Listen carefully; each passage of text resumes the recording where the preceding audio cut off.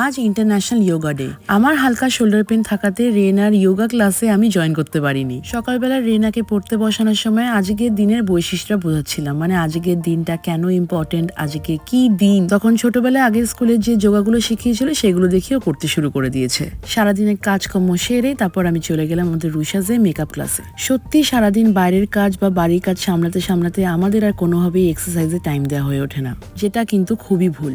যাই হোক, তারপর তাড়াতাড়ি কাজকর্ম সেরে চলে এলাম আমি আমার বাড়িতে, কারণ আজকে সন্ধ্যাবেলা এসেছিল আমার বন্ধু মৌমিতা আর তার ছেলে তোজো। এটা ছিল একদম একটা সাডেন প্ল্যান।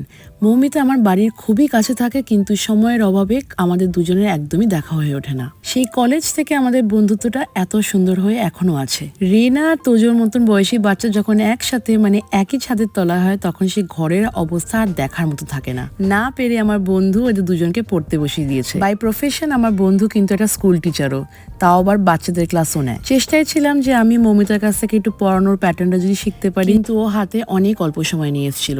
আস্তে না আস্তে যাওয়ার সময়ও চলে এসছে। এইভাবে আজকে দিনটা কাটালাম। Thank you for watching. Tata.